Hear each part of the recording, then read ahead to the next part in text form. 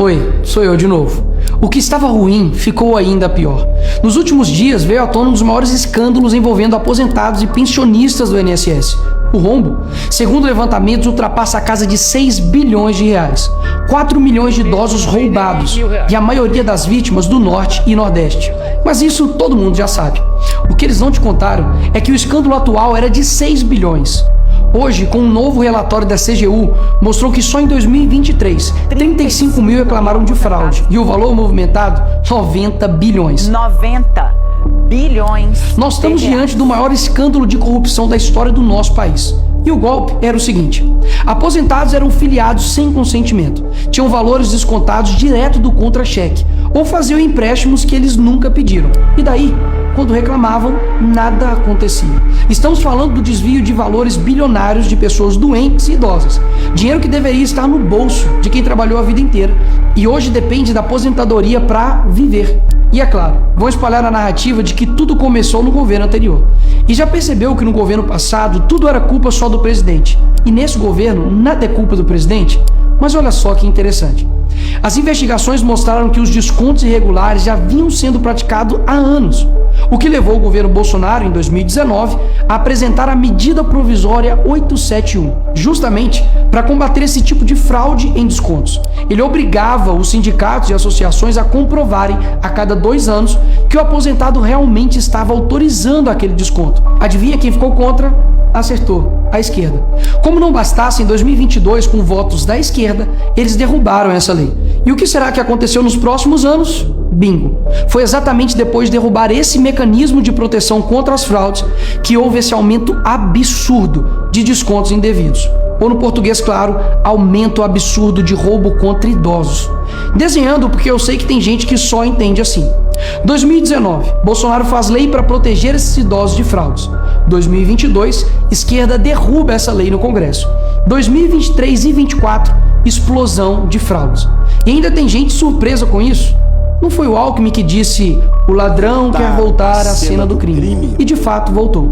Desde o início do governo Lula, representantes dos ministérios da Previdência participaram de pelo menos 15 reuniões com entidades que hoje estão sendo investigadas. Inclusive, o próprio ministro Carlos Lupe e o ex-presidente do INSS, Alessandro Stefanuto, estiveram em 8 dessas reuniões. A entidade que mais participou dos encontros com os ministros foi a CONTAG, justamente a organização que mais roubou o dinheiro dos aposentados.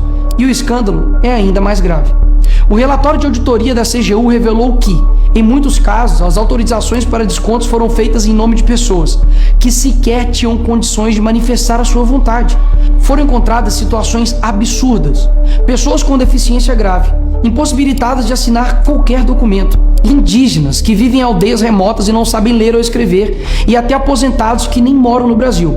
Roubar alguém já é terrível, mas roubar pessoas nessa situação é ter a certeza de que nada vai acontecer com você. Não é à toa que o relatório do próprio INSS mostra que o governo tinha ciência e sabia como barrar os descontos desde 2023. O Tribunal de Contas da União também sabia da denúncia desde 2023. Desde essa época, poderia ter ajudado as pessoas que foram vítimas, mas o julgamento ficou parado por mais de 1 ano, por um ministro do TCU indicado por Lula. E o sindicato investigado era do irmão do Lula. E o filho do Lewandowski, ministro do Lula, advoga para outra entidade acusada de fraude do INSS. É o país das coincidências. Ou seja, reuniram com entidades investigadas, foram avisados, confessaram que sabia e ignoraram. Fingiram que não viram. Agora, com a pressão do escândalo, o governo Lula trocou o ministro e só. Nenhuma consequência para ele. Engraçado, né? Se o pobre erra o CEP no cadastro, é fraude. Mas se o sistema desvia bilhões, é só trocar o responsável. O mesmo responsável que em 2011 também foi trocado pela Dilma por corrupção no seu ministério. Isso mesmo. Lula escolheu Carlos Lupe, um cara com histórico de corrupção, para cuidar do dinheiro de idosos e doentes. E depois de 14 anos ele volta e cai de novo da mesma forma. Tudo isso está acontecendo e sabe qual é a solução do governo? O INSS usará o dinheiro do povo e devolverá o dinheiro aos aposentados e pensionistas. Traduzindo, as vítimas vão ressarcir o prejuízo das vítimas. E os criminosos, Nicolas, seguirão livres, sem punições. Que bela democracia. Eles roubam e quando a gente descobre, eles mandam a conta pro povo brasileiro pagar. Assim fica fácil roubar. É o crime perfeito. Tá, Nicolas, mas o que vocês estão fazendo contra isso? Eu e a oposição apresentamos um projeto de lei para proibir definitivamente esse tipo de desconto automático no INSS. E mais, preciso da sua ajuda para poder pedir para instalar a CPI dos roubos dos aposentados.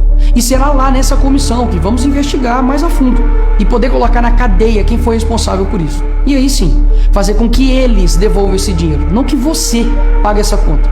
Vá até a rede social do Hugo Mota e Davi Alcolumbre e peça para que essa comissão seja instalada. E por fim, vá urgente ao seu banco ou veja o extrato na sua conta pelo celular e veja se há algum desconto indevido. Só assim, você saberá que está sendo roubado ou não e peça o cancelamento imediato desse roubo.